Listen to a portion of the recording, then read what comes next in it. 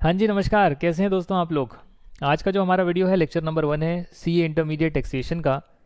और स्टार्ट करने से पहले एक बैकग्राउंड बनाना बहुत ज़रूरी है कि हम पढ़ाई कैसे करने वाले हैं, क्या क्या चीज़ें हमको सीखने मिलेगी, आपको किस तरीके से पढ़ना है, ये हम पढ़ क्यों रहे हैं, इससे क्या फ़ायदे होंगे। तो वो सारी चीज़ें जो है आज की क्लास में मैं क्लियर करूँगा, क्योंकि टैक्सेशन मेरा कोर सब्जेक्ट है, आप लोग का भी कोर सब्जेक्ट बनना चाहिए। तो उसके लिए जो है बहुत सारी महत्वपूर्ण बातें जो हैं अभी हम लोग डिस्कस कर रहे हैं। ये तो अकाउंटेंसी का लास्ट लेक्चर का कुछ है, इसको डिलीट करते हैं। एक एक्सपेरिमेंट कर रहा हूँ यहाँ पे, रूलर वाली लाइन को हटा रहा हूँ तो ब्लैंक शीट ओपन हो गई है।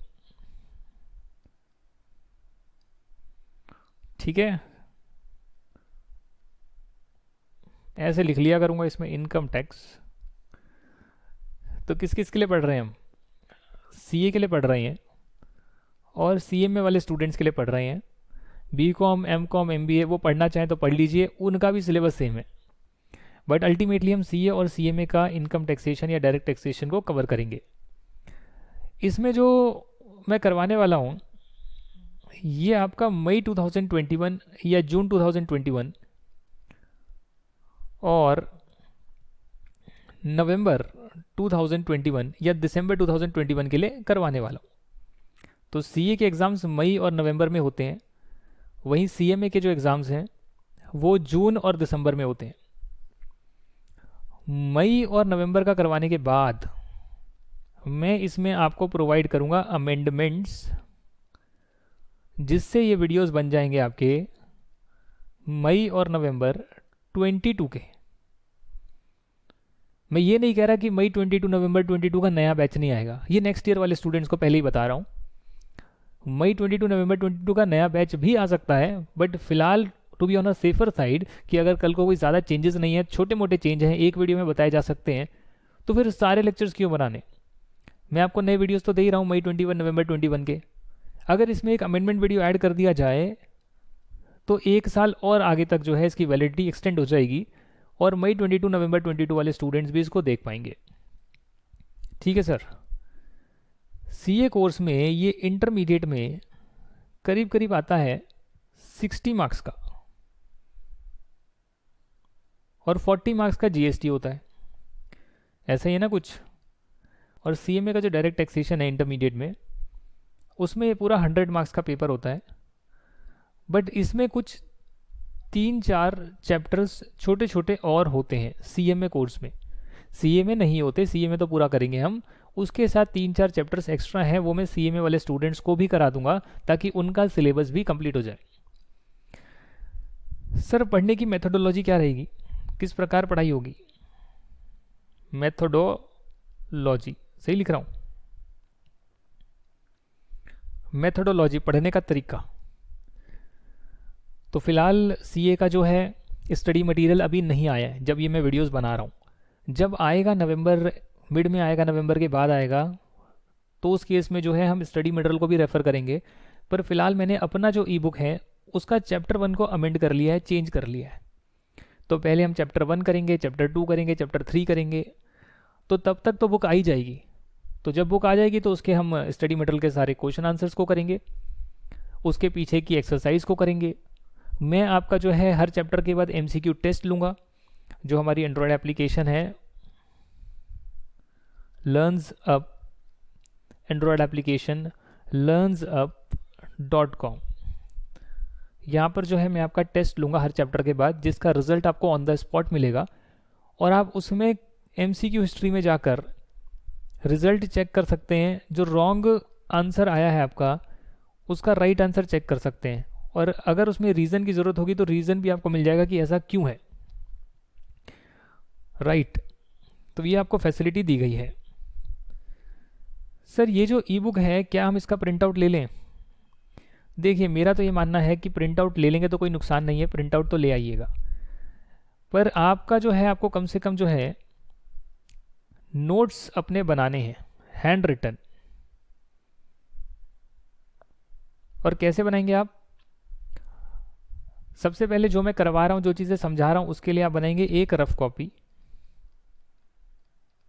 तो क्लास के दौरान अगर आपको कोई चीज़ इंपॉर्टेंट लगती है या थोड़ा सा ब्रीफ में लिखना चाहते हैं यार ये टॉपिक जो है आज की क्लास में कवर हुए हैं, तो उसे आप इस रफ कॉपी में लिख लेंगे।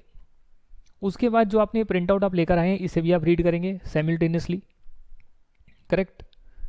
और आप चाहें तो इसमें भी इनकॉर्पोरेट कर सकते हैं कुछ पॉइंट्स अगर हमने एक्स्ट्रा डिस्कस कर लिए, ई बुक में नहीं है।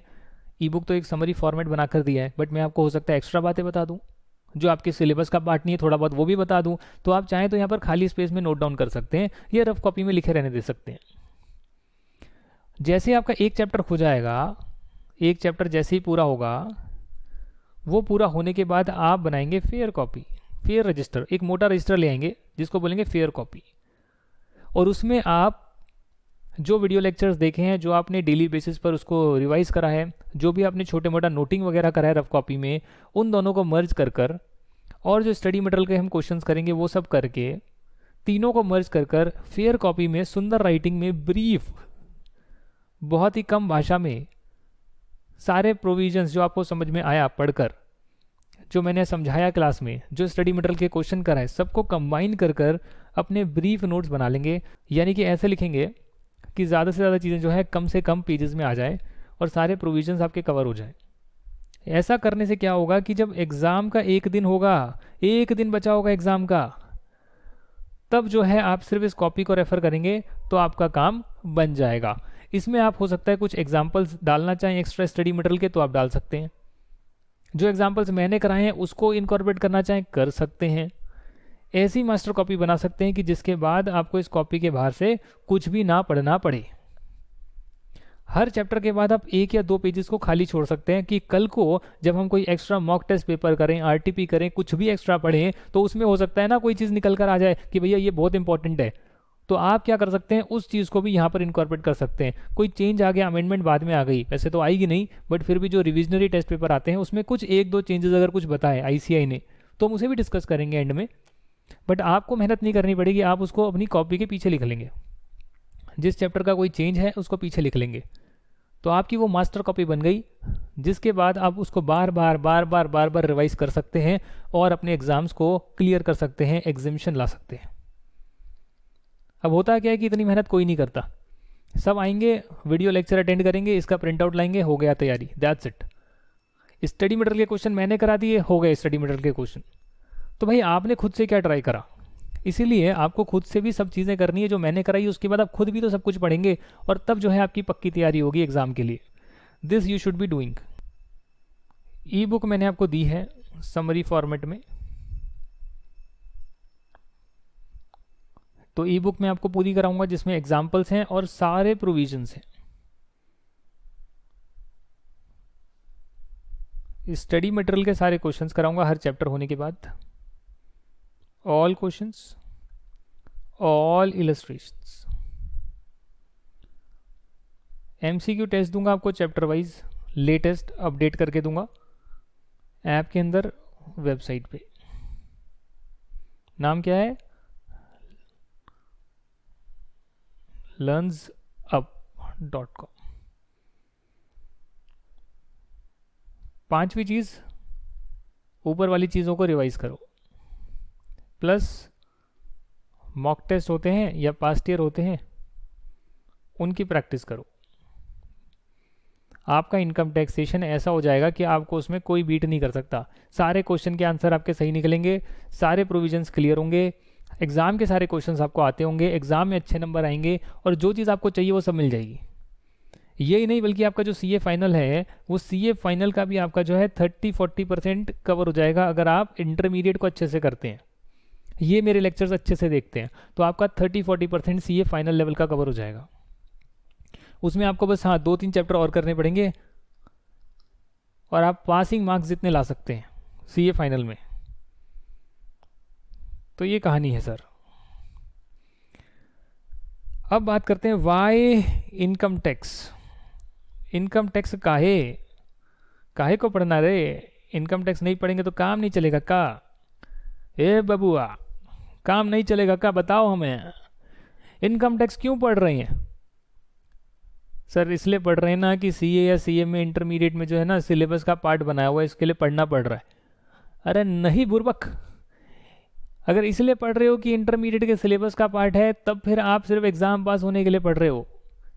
बट अगर इसलिए पढ़ रहे हो कि इनकम टैक्स पढ़ने से जो फ़ायदे हैं इसके, वो फ़ायदे से आप बहुत ज़्यादा पैसे कमा सकते हैं, कहीं पर आपको नौकरी मिल सकती है, अपना बिजनेस स्टार्ट कर सकते हैं, कंसल्टेंसी दे सकते हैं, फर्म में काम कर सकते हैं, किसी की रिटर्न भर सकते हैं इनकम टैक्स की, टैक्स बचा सकते हैं, टैक्स प्लानिंग कर सकते हैं, इतना कुछ कर सकते हैं। तो उसलिए पढ़ोगे तो आपका जो इनकम टैक्स का सिलेबस है वो आपको कम लगेगा, आपको इनकम टैक्स में इंटरेस्ट डेवलप होगा, क्योंकि आप इससे इतनी सारी चीज़ें कर सकते हैं। तो इसलिए अगर कोई भी बोले इनकम टैक्स क्यों पढ़ रहे हो, तो बोलो नंबर 1, सीए बनने के बाद मुझे पैसा कमाना है और पैसा कमाकर उस पर इनकम टैक्स बचाना है, इनकम टैक्स सेव करना है। तो सेव तभी कर पाओगे जब प्रोविजंस पता होंगे कि भैया इनकम टैक्स में लिखा क्या है, इनकम टैक्स लगता किस पर है, कैसे कैलकुलेट होता है। तो पता नहीं होएगा तो कैसे कर पाओगे। दूसरा, जब पैसे कमाओगे तो सबको रिटर्न भरनी होती है, इनकम टैक्स रिटर्न आपको अपनी भी भरनी होगी, फैमिली में और कोई पैसे कमा रहा है उसको भी भरनी होगी। हो सकता है अभी वो सीए से भरवाते हो सकता है कि वो खुद भरते हो। तो आप इनकम टैक्स रिटर्न भी फिल कर पाएंगे, प्लस और लोगों का टैक्स भी बचा पाएंगे, खुद का भी बचा पाएंगे, दूसरों का भी बचा पाएंगे। तो दूसरों को बचा पाएंगे तो क्या होगा, दूसरे का बचा पाएंगे तो क्या होगा, आप मनी अर्न कर पाएंगे। आप लोगों की टैक्स प्लानिंग कर सकते हैं कि भैया अगर आप ये जो ट्रांजैक्शन है इसको ऐसे नहीं ऐसे दिखाएं या इस तरीके से करें तो आपका टैक्स बच सकता है। वो तभी बता पाएंगे जब आपको प्रोविजंस की क्लैरिटी होगी, इनकम टैक्स के बारे में सब चीज़ें पता होगी। तो इनकम टैक्स के इतने सारे फ़ायदे हैं और ये सब आपको आता होगा तो एग्ज़ाम्स तो पास हो ही जाएंगे, एग्ज़ाम्स तो निकल ही जाएंगे, उसमें कोई बड़ी बात नहीं है। अच्छा सर, बहुत ज्ञान दे दिया आपने, पेल के रख दिया। काम की बात बताओ, ये क्या है इनकम टैक्स, भला क्या है इनकम टैक्स एक्ट क्या भला है इनकम टैक्स एक्ट। तो भाइयों कुछ ऐसा है कि जो इनकम टैक्स एक्ट है वो एक एक्ट है, और एक्ट का मतलब होता है कानून है। कानून इसलिए है दोस्तों क्योंकि गवर्नमेंट को पैसा चाहिए होता है, जिसको गवर्नमेंट अपना रेवेन्यू बोलती है। रेवेन्यू कमाने के कई तरीके होते हैं। गवर्नमेंट कहीं पर पैसा लगा सकती है, नेचुरल रिसोर्सेज को बेच सकती है, पैसा कहीं पर लगाए तो उससे अर्निंग भी आ सकती है, जो गवर्नमेंट की अंडरटेकिंग से जहाँ पर गवर्नमेंट ने पैसा लगाया है। गवर्नमेंट लोगों पर टैक्स लगा सकती है, तो यहाँ से गवर्नमेंट को पैसा आता है। अभी गवर्नमेंट ने स्टैचू ऑफ यूनिटी बनाया, स्टैचू ऑफ यूनिटी, तो वो गवर्नमेंट के पैसों से बनाया ना, गवर्नमेंट नहीं तो किया, वो कोई प्राइवेट ऑर्गेनाइजेशन से करवाया, बट ओनरशिप तो गवर्नमेंट की रहेगी। तो उससे जब टिकट बेचकर पैसा आएगा तो भी तो गवर्नमेंट को आएगा, तो गवर्नमेंट वहाँ से भी अर्न कर रही है जी। पर गवर्नमेंट टैक्स से भी अर्न कर रही है, और टैक्स से अर्न करने के लिए ऐसा तो बोल नहीं सकते कि भैया टैक्स लगाया देना पड़ेगा। उसके लिए एक पूरा प्रोसीजर फॉलो होता है, और वो प्रोसीजर है संविधान के तहत जो है आपको फॉलो करना पड़ेगा। आपको उसका एक कानून बनाना पड़ेगा, और कानून बनने के बाद जब वो एक्ट जो बन जाएगा तो वो सभी लोगों पर लगेगा, और सभी लोगों पर लगेगा तो उन्हें फॉलो करना पड़ेगा, क्योंकि अगर वो फॉलो नहीं करेंगे तो जेल की रोटी खानी पड़ेगी, जेल का पानी पीना पड़ेगा, अब तो जेल में जाना पड़ेगा। पोशंपा भाई पोशंपा, लाल किले में क्या हुआ। तो जेल जाना पड़ सकता है भाइयों, फाइन देना पड़ सकता है, पेनल्टी देनी पड़ सकती है, और वो सब तभी माना जाएगा जब उसको हम कानून की शक्ल देंगे। कानून सुना होगा, कानून होता है, बहुत सारे कानून होते हैं, क्रिमिनल लॉज होते हैं, चोरी कर ली, डकैती कर ली, मर्डर हो गया, जेल, वो भी कानून बने हैं, ये भी कानून बने हैं। ये रेवेन्यू एक्ट है जिससे कि गवर्नमेंट को रेवेन्यू आता है, टैक्सेस लगते हैं। रेवेन्यू कई प्रकार से आ सकता है, एक है आपका इनडायरेक्ट टैक्स और एक है आपका डायरेक्ट टैक्स। डायरेक्ट टैक्स यानी कि इनकम टैक्स, और इनडायरेक्ट टैक्स यानी कि जीएसटी। मतलब एग्जाम्पल है, जीएसटी एक इनडायरेक्ट टैक्स है, गुड्स एंड सर्विसेज टैक्स एक इनडायरेक्ट टैक्स है, और इनकम टैक्स एक डायरेक्ट टैक्स है। बट क्यों ये डायरेक्ट टैक्स है और क्यों ये इनडायरेक्ट टैक्स है मेरे भाई? क्योंकि इनकम टैक्स जिस इंसान पर, जिस पर्सन पर लगता है उसको अपनी जेब से देना होता है, इसलिए बोलते हैं डायरेक्ट टैक्स। इसका बर्डन शिफ्ट नहीं कर सकते हैं, एक इंसान दूसरे इंसान पर इसका अपना बर्डन शिफ्ट नहीं कर सकता। मुझ पर गवर्नमेंट ने बोला भाई तुमको टैक्स देना पड़ेगा, तुम्हारी इनकम है तो मुझे अपनी जेब से ही देना पड़ेगा, मैं किसी दूसरे बंदे से लाकर नहीं दे सकता टैक्स। परंतु गुड्स एंड सर्विसेज टैक्स में अगर गवर्नमेंट बोलती है आप जो है सेल्स कर रहे हैं, आपके पास पैसा आ रहा है, उस पर जीएसटी दो, तो आप जो है सामने वाले कस्टमर से कलेक्ट कर सकते हैं और फिर गवर्नमेंट को जमा करा सकते हैं। आप कोई सामान खरीदने जाते हैं, मोर वगैरह में जाते हैं, मोर मतलब बिग बाजार जैसा ही मोर है, विशाल मेगा मार्ट, आपने सुना होगा, मॉल्स होते हैं ये। आप जब खरीदने जाएंगे तो वहां पर आप सामान को खरीदेंगे तो बिल जनरेट होगा, तो सेल किसने करी? सेल उस मॉल ने करी जी, मॉल ने सेल करी। सेल जो करी वो मॉल ने सेल करी, मॉल इसने सेल करी, यहां पर सेल हुई है। तो इस मॉल में जो सेल करी उस सेल पर जो है इसको टैक्स देना होता है, उसे बोलते हैं indirect tax, goods and services tax. Goods की सेल हो, सर्विसेज की सप्लाई हो, जो भी हो, गुड्स एंड सर्विसेज की सप्लाई पर टैक्स लगता है, उसे बोलते हैं जीएसटी, जो बाद में करेंगे।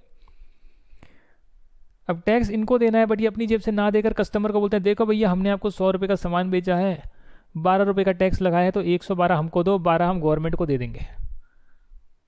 इसे बोलते हैं इनडायरेक्ट टैक्स, क्योंकि लगा तो इन्हीं पे है, पर इन्होंने सामने वालों से कलेक्ट करने की इनको छूट दी है, यानी कि बर्डन शिफ्ट कर दिया गया है। नहीं विश्वास होता तो जाइए कुछ सामान खरीदिए 10-20 रुपए का कुछ, उस पर बिल लेकर आइए, बिल में देखिए जीएसटी लगा होगा, यानी कि आपको चेप दिया जीएसटी का बिल, जीएसटी का खर्चा।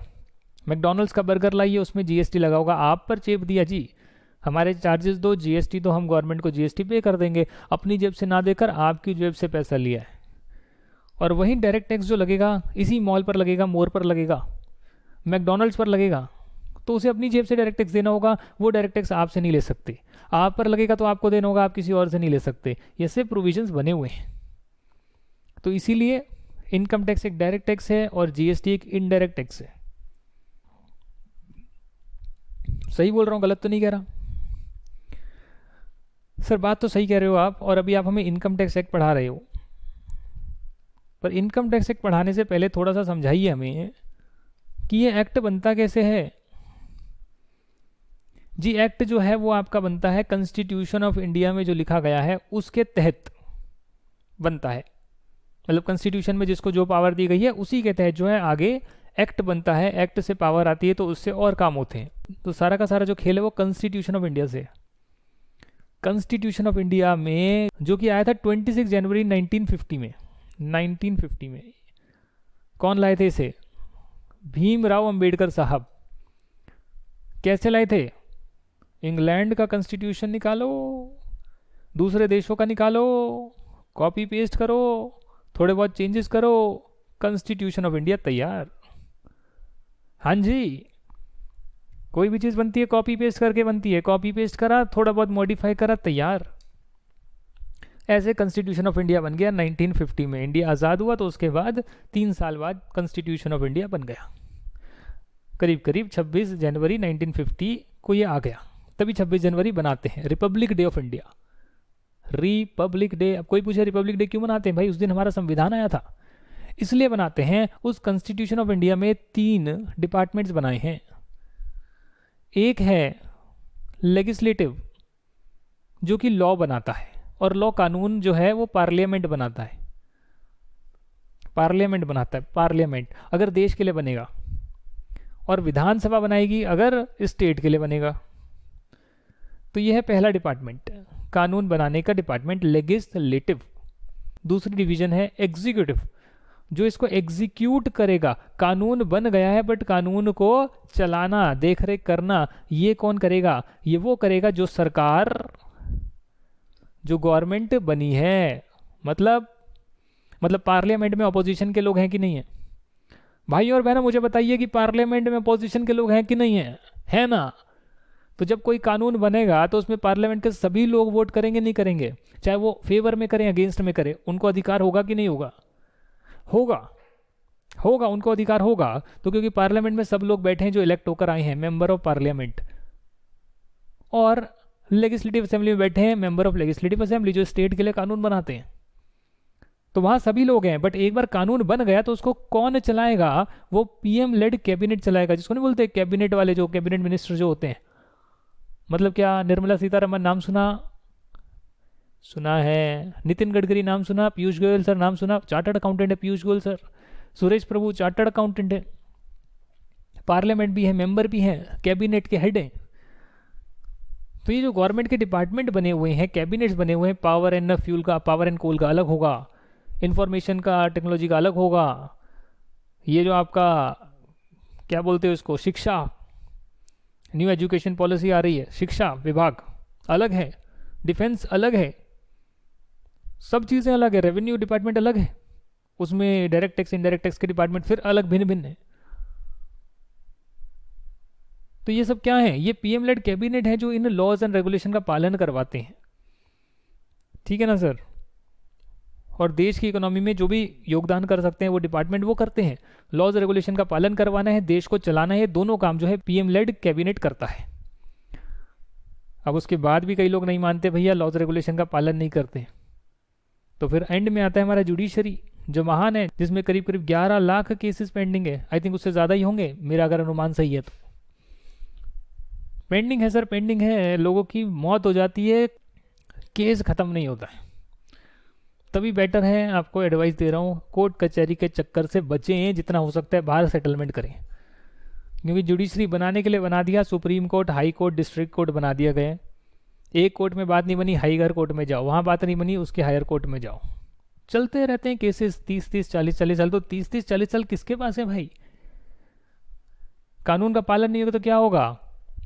कई जगह पर जो होता है, अपराध किया जाता है तो एफआईआर लॉन्च होती है, एफआईआर लॉन्च होने के बाद जो है यहाँ पर काम करवाया जाता है, जुडिशरी में जाया जाता है, और जुडिशरी में जाने के बाद जो है पुलिस ने जो कंप्लेन करी उसमें आरोपी को प्रस्तुत किया जाता है, उसका एक डिफेंस का लॉयर होता है, एक प्रोसिक्यूटर होता है जो कि गवर्नमेंट का होता है लॉयर, पुलिस डिपार्टमेंट का की तरफ से लड़ रहा होता है।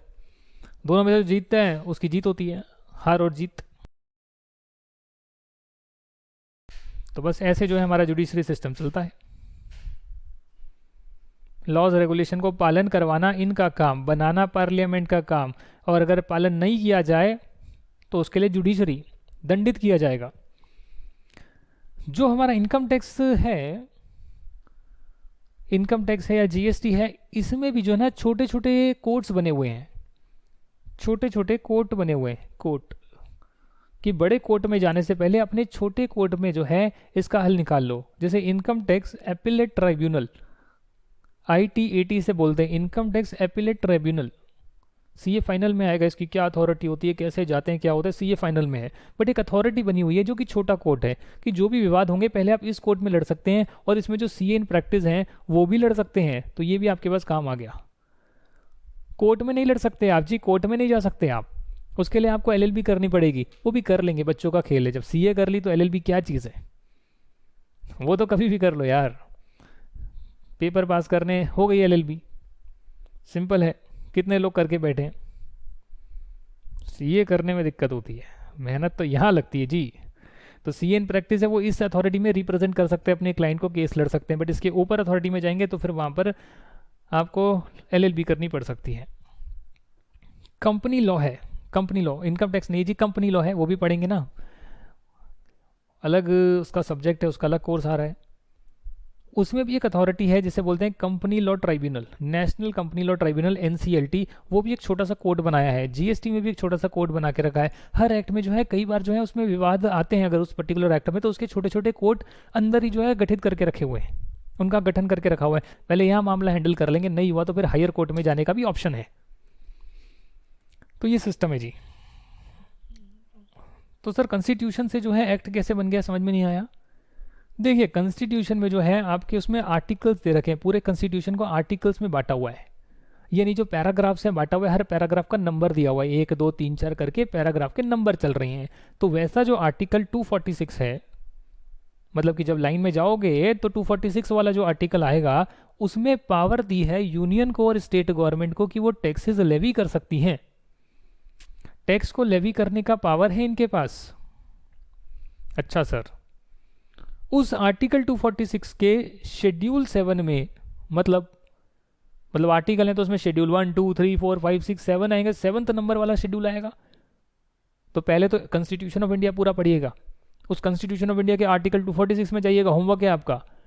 246 में ये पावर दे रखी है यूनियन स्टेट गवर्नमेंट को टैक्सेस लगा सकते हैं, और शेड्यूल 7 में लिखा हुआ है कि भैया जो यूनियन लिस्ट है जिसमें जो आइटम्स लिखे हैं उस पर सिर्फ सेंट्रल गवर्नमेंट लॉ बना सकती है। उसमें लिस्ट लगी है, शेड्यूल के अंदर लिस्ट लगी होती है। देखो पूरी बातें जो है ना वो एक्ट में या फिर पूरी बातें जो है संविधान में नहीं लिख सकते, तो उसमें रेफरेंस दे देते हैं और फिर उसका जो है पीछे एनेक्स्टर लगा देते हैं कि भैया ये लो पीछे डिटेल में पढ़ लेना। तो वो शेड्यूल उसमें बनाए हुए हैं, शेड्यूल नंबर 7 में जो है लिस्ट लगाई हुई है, यूनियन लिस्ट में दे दिया आइटम्स, इन पे सेंट्रल गवर्नमेंट लॉ बनाएगी। स्टेट लिस्ट में आइटम दे दिया, इस पे स्टेट गवर्नमेंट लॉ बनाएगी। और कंकरेंट लिस्ट में दे दिया भैया जिसमें सेंट्रल स्टेट दोनों बना सकती है। सर कुछ बात समझ में आ रही है? मतलब कि जो इनकम टैक्स एक्ट होगा ये पूरे इंडिया पर लगता है, नहीं लगता? जी हाँ। तो ये जो इनकम टैक्स की बात है कहाँ दे रखी होगी? यूनियन लिस्ट में, स्टेट लिस्ट में, या कॉन्करेंट लिस्ट में? सोचिए।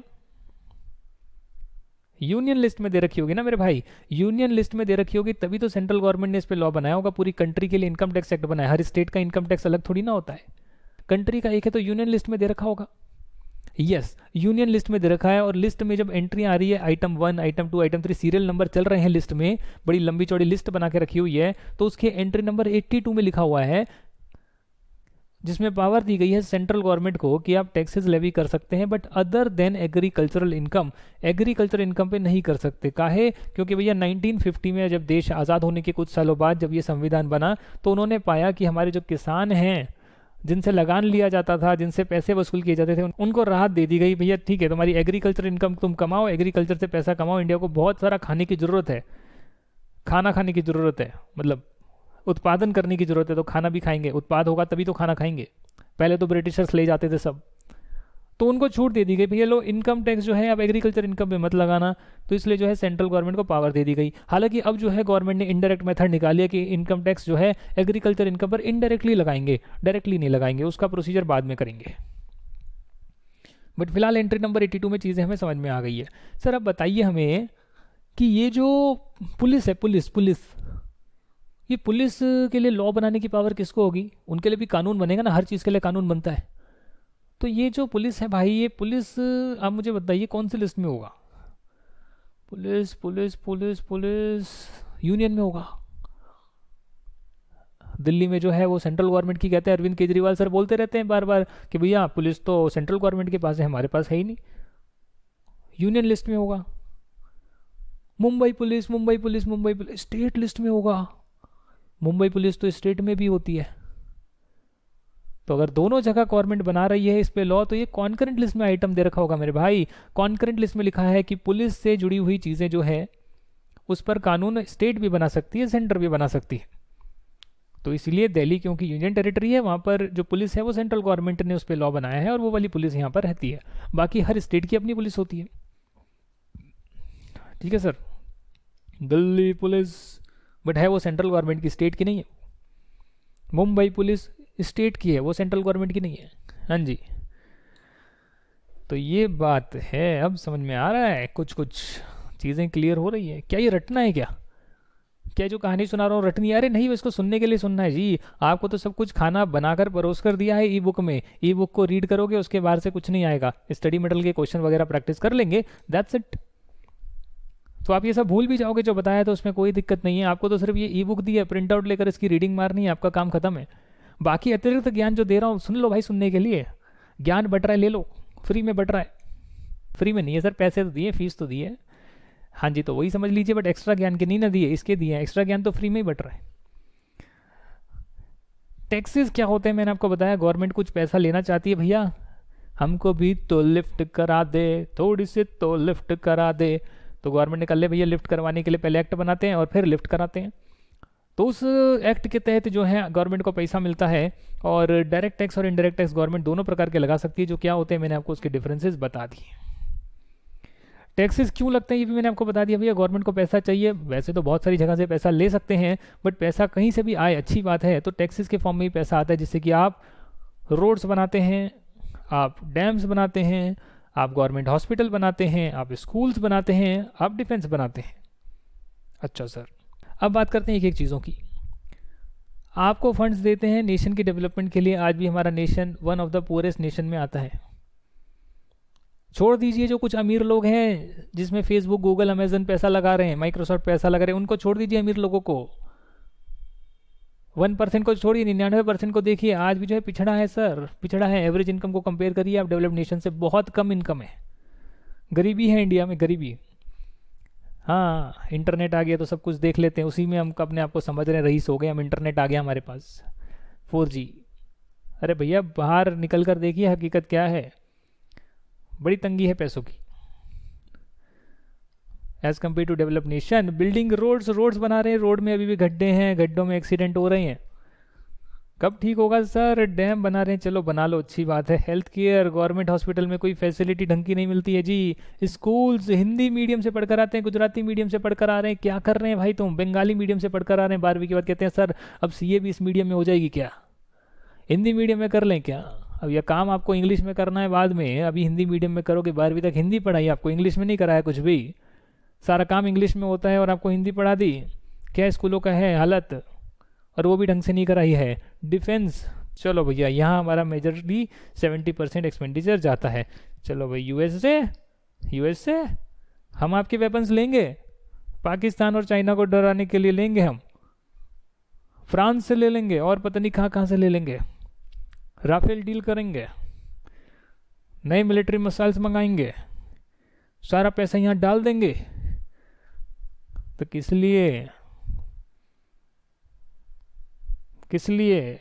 देश की रक्षा के लिए, बस सारा पैसा यहीं जा रहा है। कुल मिलाकर सारा पैसा यहीं पर जा रहा है, डिफेंस में जा रहा है, आर्मी में जा रहा है, यहीं पर सारा पैसा जा रहा है। चलो चलो चलो चलो चलो, क्यों जा रहा है? अरे क्योंकि भैया हमारी देश की जनता इसी में खुश है। कुछ हो जाए तो भैया पाकिस्तान पे एक आध मिसाइल छोड़ दो, जीत जाओ पाकिस्तान से, हम तो उसी में खुश हैं। चाहे हमारे देश के लोग जो है गरीब रहें, चाहे डेवलपमेंट ना हो 50 सालों में, कोई दिक्कत नहीं है। वेल, डिफेंस का इक्विपमेंट रखना बहुत ज़रूरी है, बट उसे इन हाउस प्रोड्यूस करने पर गवर्नमेंट को जोर देना चाहिए, instead of buying it from the foreign countries. अपने खुद के मिसाइल्स बनाने चाहिए, बनाए भी हैं, अग्नि है और पता नहीं क्या क्या मिसाइल्स हैं, बनाए भी हैं, और बनाइए, अच्छे बनाइए आप। पर उसके अलावा अपना हेल्थ केयर को अच्छा करिए, अपने रोड्स को अच्छा करिए। रोड्स पे तो काम चल रहा है, चलो अच्छी बात है। हेल्थ केयर अच्छा करिए, स्कूल अच्छे करिए। हेल्थ केयर और स्कूल अगर अच्छी हो गई तो हमारा देश ऑटोमेटिकली ग्रो कर जाएगा। जैसा दिल्ली में हो रहा है, हेल्थ केयर और स्कूल पर फोकस किया जा रहा है। It is the primary pillars, it is the pillar to grow an economy. क्योंकि अगर स्कूल अच्छे होंगे, बढ़िया होंगे, एकदम बढ़िया फैसिलिटी मिलेगी गवर्नमेंट स्कूलों में भी, तो स्टूडेंट का जो है, बच्चे का जो है दिमाग खुलेगा। आवारागर्दी, लड़ाई झगड़े, गाली गलोच, इसी में पड़े हुए सारे लोग। गवर्नमेंट स्कूलों की हालत देखो आप, बट अगर वहाँ पर अच्छी चीज़ें सिखाई जाएगी तो उसका माइंड डेवलप करेगा, माइंड डेवलप करेगा तो अच्छी चीज़ें करेगा, देश के लिए भी, अपने लिए भी, अपने परिवार के लिए भी सही दिशा में आगे बढ़ेगा। कल को कोई बीमारी आ गई, कोई दिक्कत आ गई, परेशानी आ गई भैया, तो हेल्थ केयर इतना अच्छा है कि हमारा गवर्नमेंट हॉस्पिटल में इलाज हो जाए, ज़्यादा पैसे ना लगें और इलाज हो जाए, तो एक अच्छी बॉडी रहेगी, स्वस्थ बॉडी रहेगी, माइंड डेवलप होगा, तो वो देश जो है बहुत आगे जाएगा।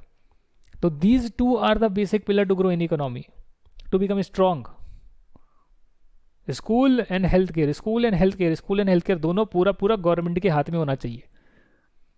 यहाँ उल्टा है, गवर्नमेंट का नाम के लिए है बस, और वहाँ भी जो नाम के लिए, वहाँ भी अपने रिश्तेदारों के इलाज होते हैं वहाँ पे, बाकियों का तो नंबर ही नहीं आता सर।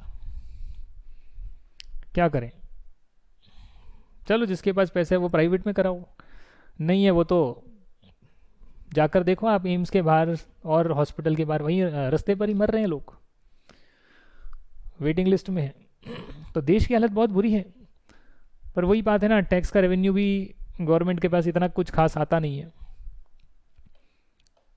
इनकम टैक्स का रेवेन्यू आता ही कहाँ है? आप अगर सोच रहे हैं इनकम टैक्स दे रहे हैं, तो मैं आपको बता दूं एक चीज़ कि इनकम टैक्स कितने लोग दे रहे हैं। देखिए 5 करोड़ लोग जो है वो रिटर्न भर रहे हैं, और रिटर्न भरते हैं तो जरूरी नहीं उसमें आप इनकम टैक्स पे करें। रिटर्न तो आप अपनी शो करते हैं कि इतनी इनकम है, और 2.5 लाख तक इनकम पर कोई टैक्स नहीं लगता है, ये मैं आपको पहले बता दूँ। तो 2.5 लाख तक इनकम पे टैक्स नहीं लगता है, और उससे ज़्यादा भी इनकम है तो काफ़ी डिडक्शंस वगैरह आप ले सकते हो, हम आगे पढ़ेंगे, छूट वगैरह मिल जाती है, तो टैक्स नहीं बनता है। तो टैक्स नहीं बनता तो निल रिटर्न है। या कईयों की ऐसी रिटर्न है जिसमें कि लॉस आ गया है कि बाद में फ्यूचर में प्रॉफिट आएगा तो उससे एडजस्ट करेंगे तो हम रिटर्न भर लेते हैं। तो करीब करीब कुल मिलाकर 1.5 करोड़ लोग जो है वो टैक्स भर रहे हैं। उस 1.5 करोड़ में मेजरली जो है वो ज़्यादा टैक्स नहीं भर रहे हैं, बहुत ही मिनिमम भर रहे हैं। ये कंपनीज की बात नहीं कर रहा मैं, इंडिविजुअल्स की बात कर रहा हूँ, लोगों की बात कर रहा हूँ, चाहे वो अपना बिजनेस कर रहे हो इंडिविजुअली, कंपनी में जॉब कर रहे हो, कुछ भी हो। तो बस इतने ही लोग जो हैं 100 करोड़ में, 130 करोड़ में जो है 1.5 करोड़ लोग ही जो है टैक्स भर रहे हैं, जो कि करीब करीब 1% आप लगा लीजिए, 1% लोग जो है इनकम टैक्स दे रहे हैं। But goods and services tax जो है इनडायरेक्ट टैक्स, वो तो आप गरीब से गरीब बंदा भी सामान खरीदेगा तो टैक्स देगा ना, अमीर से अमीर खरीदेगा तो भी देगा, राइट। तो ये दोनों टैक्स सिस्टम का जो है डिफरेंसेस है इन दोनों टैक्स सिस्टम में, डायरेक्ट और इनडायरेक्ट में। तो कैसे ठीक किया जाए भाई इसको, करप्शन दूर करें, पॉपुलेशन कम करें, और ये सब चीज़ें तभी हो पाएगी जब आप एजुकेशन पर फोकस करेंगे। एजुकेशन में बंदे का दिमाग विकसित होगा, दिमाग विकसित होगा तो वो अपने लाइफ के सही डिसीजन लेगा। सही डिसीजन लेने से क्या होगा कि वो अपना बेहतर करेगा, अपने परिवार का बेहतर करेगा। रॉन्ग डिसीजन से नहीं लेगा तो चीज़ें जो है एटलीस्ट अपने अपने लिए तो बढ़िया करते जाएगा, और सब लोग अपने अपने लिए बढ़िया करते जाएंगे without harming any one else. Because अगर पढ़े लिखे होंगे तो डेफिनेटली वो किसी और का नुकसान नहीं करेंगे, देश का नुकसान नहीं करेंगे, अगर उनमें इतनी समझ होगी तो, और खुद का अच्छा तो करेंगे ही करेंगे। तो ऐसे करने से क्या होगा कि हम खुद का अच्छा कर रहे हैं बट देश का नुकसान नहीं होने दे रहे, किसी और क्या हम गलत नहीं कर रहे किसी के साथ, तो पूरा देश जो है प्रोग्रेस करेगा। अपना भला कर रहे हैं, देश का नुकसान नहीं कर रहे, देश का भी भला होने दे रहे हैं। अभी क्या है, अपना भला कर लो, देश बाहर में जाए तो कोई दिक्कत नहीं है। तो ये है, इस सिस्टम को बदलना पड़ेगा। हाँ, फेसबुक पर तो बोलने के लिए आ जाएंगे, फेसबुक पर तो आपको मिल जाएंगे जी, देश के साथ हैं हम, बट एक्चुअली में देश के लिए कितना कर रहा है भाई कोई कंट्रीब्यूट, आप बताइए जरा मुझे। बहुत ही कम लोग कर रहे हैं, मेजरली कोई कंट्रीब्यूट नहीं कर रहे हैं। हाँ, अगर मान लो कोई आपने कोई डोनेशन दी थी, साथ में कोई चीज़ आ गई, तो उसका मत मान लेना कि मैंने देश के लिए बहुत कुछ कर दिया। देश के लिए करना बहुत बड़ी चीज़ होती है, उसमें तन मन धन से देश के लिए बहुत कुछ करना होता है जी, बहुत ही कम लोग कर रहे हैं।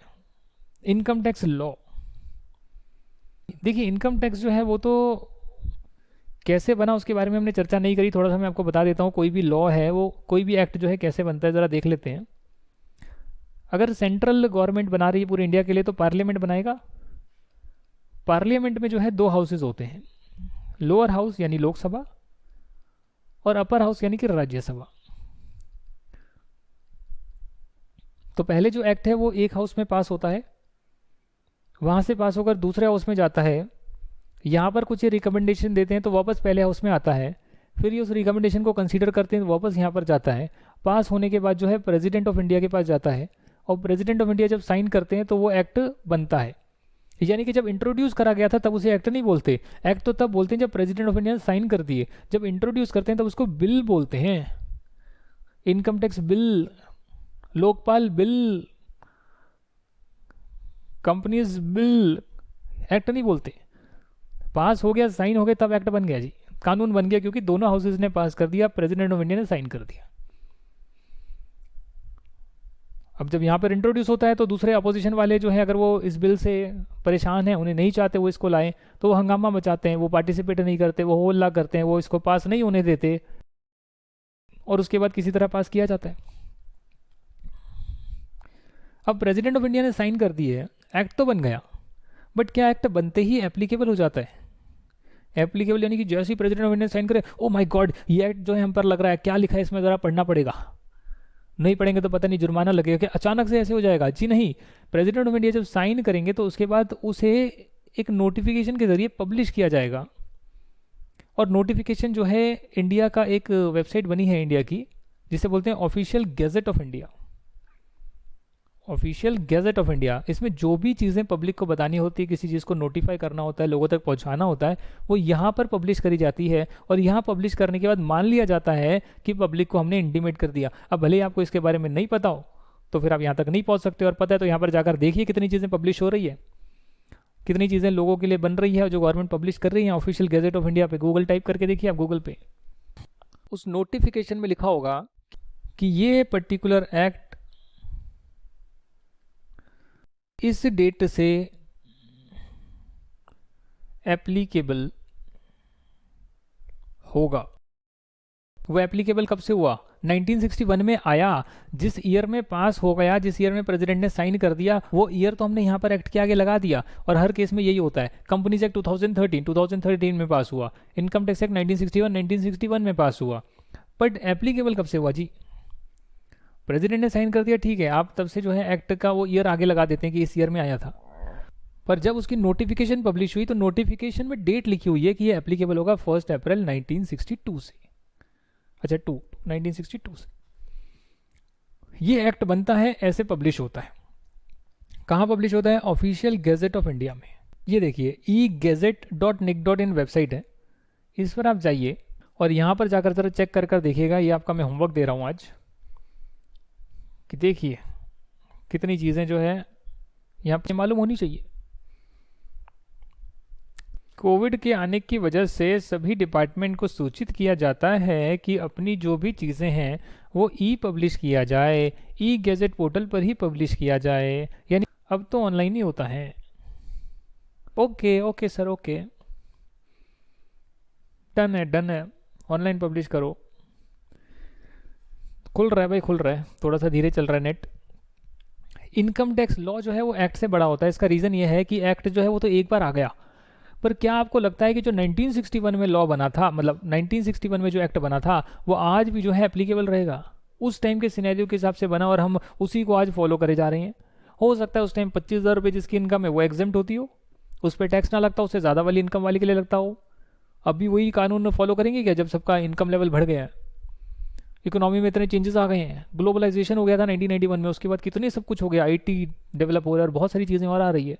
अब तो स्टार्टअप का कल्चर आ रहा है। तो जैसे जैसे चीज़ें चेंज होती हैं, एक्ट में बदलाव होते हैं। एक्ट में बदलाव हर साल किए जाते हैं बाय एनुअल फाइनेंस एक्ट, जो कि हर साल आता है और इनकम टैक्स एक्ट में बदलाव कर देता है।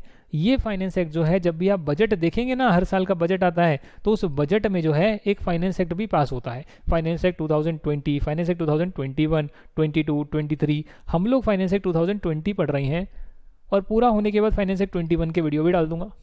तो यानी इनकम टैक्स एक्ट 1961 में आया और 1961 में आने से लेकर 2020 तक जो चेंजेस हुए, उन चेंजेस को इनकॉर्पोरेट करके इनकम टैक्स एक्ट में आपको पढ़ा रहा हूँ। एक बार पूरा कर लेंगे तो अगले साल जो चेंजेस आएंगे वो चेंजेस भी एक्स्ट्रा करा दूंगा। पर मैं आपको बता दूं कि आपके सिलेबस में क्या आएगा, फाइनेंस एक्ट 20 आएगा। 20 में जो आया वो आपका मई और नवंबर 21 में एप्लीकेबल होगा। जो 21 में आएगा फाइनेंस एक्ट, जिसमें चेंजेस वगैरह आएंगे, पूरा नहीं चेंज होता इनकम टैक्स एक्ट, कुछ कुछ चीज़ें चेंज होती हैं, तो वो 21 में जब आएगा वो 22 मई 22 नवंबर 22 में एप्लीकेबल होगा। आप तो मुझसे ये वाला बैच ले रहे हैं ना, पर ये चीज़ तो मैं आपको फ्री में दे रहा हूँ ना। अगली वाली जो आएगी फाइनेंस एक्ट में, वो मैं आपको फ्री में करा दूंगा। बात यहाँ पर ख़त्म नहीं होती है। एक्ट में बहुत सारी चीज़ें लिख दी है कि रिटर्न भरनी है। एक्ट में बोल दिया रिटर्न भरनी होती है।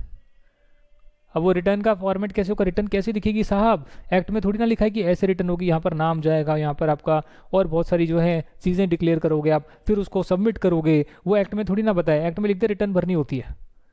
रिटर्न समझते हो? इनकम टैक्स रिटर्न नाम सुना है? जो भी आपने पूरे साल में कमाया है उसको रिटर्न की फॉर्म में, यानी कि एक फॉर्म की फॉर्म में भरकर जो है सबमिट करना होता है, जिसे रिटर्न बोलते हैं, इनकम टैक्स रिटर्न। वो जो है किस फॉर्मेट में होगी, कौन सा रिटर्न का नंबर होगा, वो इनकम टैक्स रूल्स में बताया जाता है।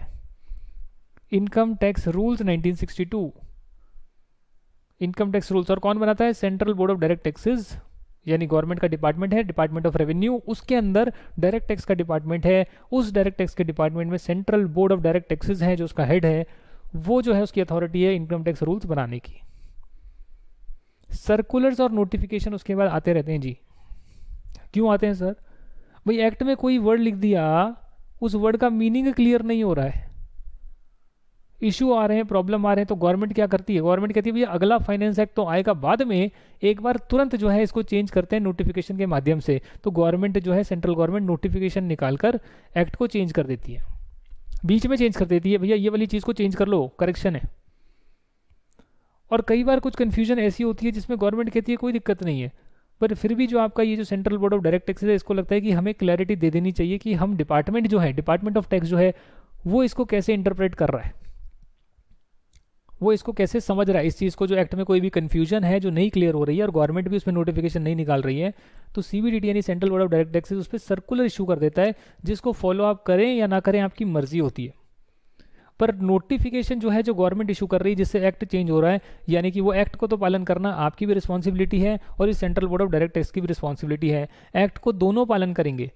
सर्कुलर को आप पालन करें ना करें आपकी मर्जी है, आपके फेवर में होगा तो पालन कर लें, अगेंस्ट में होगा तो आप बोलें भाई एक्ट में जो लिखा है उसको तो हम इस तरीके से मान रहे हैं, वो कहेगा नहीं ये तो इस तरीके से है। दोनों में मतभेद होगी तो आप कोर्ट जाएंगे, कोर्ट जाएंगे तो हाई कोर्ट सुप्रीम कोर्ट में जजमेंट आएगी, फिर जजमेंट के हिसाब से आप उसको पालन करेंगे।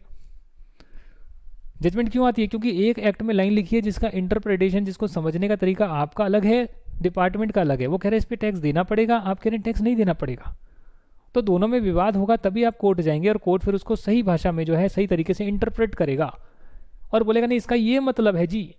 उसे बोलते हैं केसेस जो सीए फाइनल में पढ़ते हैं, इंटरमीडिएट का पार्ट नहीं है। सर्कुलर्स भी ज़्यादा कुछ इंटरमीडिएट में थोड़े बहुत ही आते हैं, ज़्यादा नहीं आते। नोटिफिकेशन जो चेंजेस है वो तो हम एक्ट में पढ़ ही लेंगे, और इनकम टैक्स रूल्स भी कुछ खास आपके कोर्स में आते नहीं, थोड़े बहुत आते हैं। तो अल्टीमेटली इनकम टैक्स एक्ट पढ़ना है, अमेंडेड विद फाइनेंस एक्ट 2020, तो ये हमें पढ़ना है। जब ये एक्ट दोस्तों लिखा जाता है, जब ये एक्ट लिखा जाता है तो उस एक्ट में जब लिखा जाता है बहुत सारी प्रोविजंस जो लिखे जाते हैं, बहुत सारी चीज़ें लिखी जाती है, तो उनके कुछ ना कुछ सेक्शन नंबर दिए जाते हैं। सेक्शन 1, सेक्शन 2, सेक्शन 3, 4, 5 ऐसे करके चलता है। जैसे यहाँ पर लिखा है सेक्शन 6, सब सेक्शन 6, सेक्शन के बाद सब सेक्शन। समझ रहे हैं आप मैं क्या कह रहा हूँ? Section 6, sub section 6। Sir sub section 1 भी होगा? हाँ, सेक्शन 6 में मतलब एक पैराग्राफ है, एक पर्टिकुलर टॉपिक है, उसको एक सेक्शन नंबर दे दिया है, तो सेक्शन नंबर को दे दिया सेक्शन नंबर 6। अब इसमें जो सब पैराग्राफ्स होंगे उसको sub section 1, sub section 2, sub section 3, sub section के अंदर के जो सब पैरा होंगे उसको क्लॉजेज, और क्लॉजेज के अंदर जो सब पैरा होंगे उसे सब क्लॉज बोलते हैं। तो section, sub section, clause, sub clause की भाषा में उसको हम पढ़ते हैं कि भैया ये चीज़ कहाँ लिखी है, एक्ट के अंदर ही लिखी है जी, बट एक्ट के अंदर कहाँ पर लिखी हुई है? उस वाले पेज नंबर पर लिखी। अरे पेज नंबर नहीं, वो सेक्शन नंबर बता दो ना, उसके सामने उसका एक नंबर दिया होगा ना। तो एक्ट की जो बातें लिखी है उसे प्रोविजंस बोलते हैं, उस प्रोविजन का नंबर दिया उसे सेक्शन नंबर बोलते हैं, और एग्जैक्टली उस सेक्शन नंबर के भी अंदर कौन से सब पैरा में सब सेक्शन में लिखा है और सब पैरा के अंदर कौन से क्लॉज के अंदर सब क्लॉज में लिखा है, उसे वो पढ़ने का तरीका होता है, ताकि जब भी आप उसे बोलें या कभी भी अब जुडिशियल केसेस में जाए उसको समझाएं तो आप ये ना बोल दें, एक लाइन बोल दें कि ये लिखी हुई है इनकम टैक्स एक्ट में। आप उसको प्रॉपर रेफर करें कि इनकम टैक्स एक्ट के section 6, sub section 6, clause 1, clause A, sub clause आई में लिखा हुआ है, ऐसे लिखा जाता है। एक फिक्टिशियस नंबर दे रहा हूं,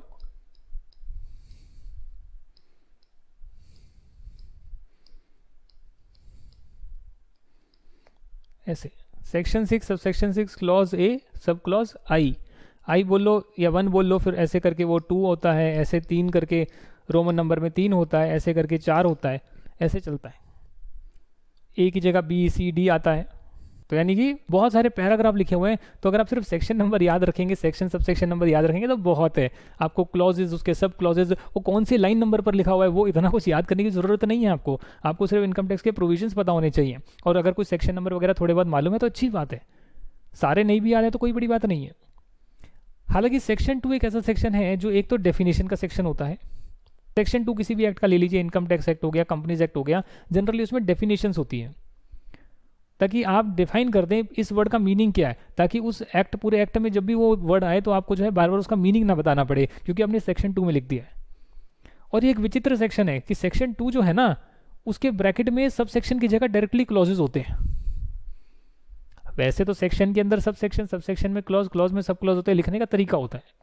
जब भी हम बेयर एक्ट को पढ़ेंगे मैं आपको बेयर एक्ट खोल के भी दिखाऊंगा, बट सेक्शन 2 के अंदर जो ब्रैकेट में लिखा होता है उसे हम क्लॉजेज, डायरेक्टली वो क्लॉजेज लिखे हुए हैं, क्लॉज 1A, 2, 3 ऐसे करके क्लॉजेज चल रहे हैं। साथ में आपको 2 चीज़ें और सुनने मिलेगी, वो है प्रोवाइजो और एक्सप्लेनेशंस। भाई कई बार सेक्शन में जो है एक्ट के अंदर ही जो है चीज़ें समझाई होती है, सेक्शन में प्रोविजंस लिखे होते हैं और नीचे एक्सप्लेनेशन लिखी होती है, क्लैरिटी देने के लिए एक्स्ट्रा बातें लिखी होती है। और कई बार सेक्शन में कोई बातें समझाई होती है और लिखा होता है ये बातें सब कुछ सही है, बट इसकी कुछ एक्सेप्शंस हैं, यानी कि यहाँ पर ये चीज़ें नहीं लगेगी, उसे प्रोवाइजो बोलते हैं। प्रोवाइजो कि मिस्टर ए को टैक्स तो देना है, इस इनकम पर टैक्स देना होता है, प्रोवाइजो इस कंडीशन में नहीं देना होगा, एक्सेप्शन, एक्सेप्ट दिस। और एक्सप्लेन करा हुआ यहाँ पर टैक्स वैक्स देना होता है, बट इसका एक्सप्लेनेशन ये है, इसका मतलब ये है जी, और अच्छे से एक्सप्लेन कर दिया, कहीं कन्फ्यूजन ना आ जाए। तो वहाँ पर एक्सप्लेनेशंस दी होती है, सेक्शन का ही पार्ट होती है, सेक्शंस में ही लिखी होती है, प्रोवाइजोज लिखे होते हैं, इस सेक्शन का प्रोवाइजो है। तो जब भी हम एक्ट में पढ़ेंगे उसमें सेक्शन नंबर का रेफरेंस दे रहे हैं, प्रोवाइजो एक्सप्लेनेशन बोल रहे हैं, तो आपको पता होगा कि क्या बोल रहा हूँ मैं, आपको उसका मतलब पता होगा। और ये देखिए पब्लिश कर दिया, यहाँ पे गैजेट की आईडी भी दे रखी है, ministry of road and transport वाले डिपार्टमेंट ने पब्लिश करा है कुछ, कोई नोटिफिकेशन पब्लिश करिए तो यहाँ पे नोटिफिकेशन पब्लिश होती है। अब खोल के देख लो, पढ़ लो, आपकी अगर जिज्ञासा है तो पढ़ लो भैया क्या क्या मिनिस्ट्री ऑफ रोड वाले कर रहे हैं काम, नोटिफिकेशन के माध्यम से इशू कर रहे हैं, अमेंड कर रहे हैं अपने एक्ट को, कर लो भाई, बिल्स एंड एक्ट भी है।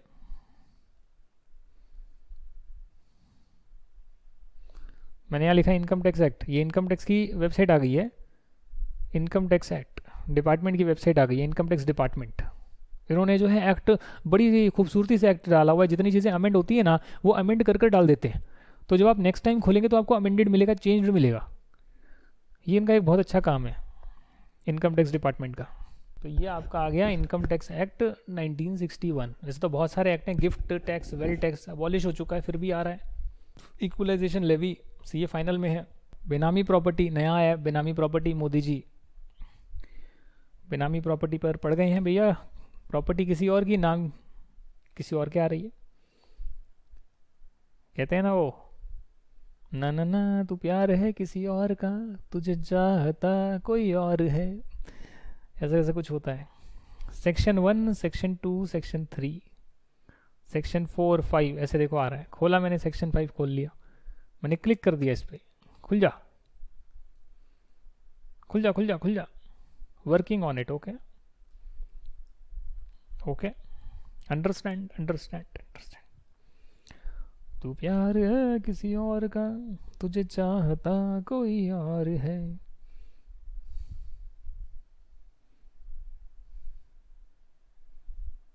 ये देखिए, अब ये जब आया यहाँ पर सेक्शन 5, ये बेयर एक्ट है, बेयर एक्ट की लैंग्वेज है ये, ठीक है ना।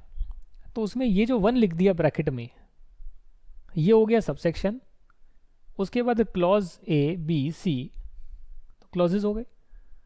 Subsection 2, clause A clause B, explanation 1, explanation 2, correct.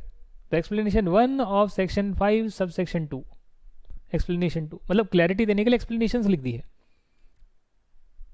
तो लिखने का तरीका है, अब आपको सब कुछ याद नहीं रखना, आपको सिंपल अगर पता है सेक्शन 5 में scope of total income given है, जो हम पढ़ेंगे क्या होती है, तो बहुत हो गया ना आपके लिए।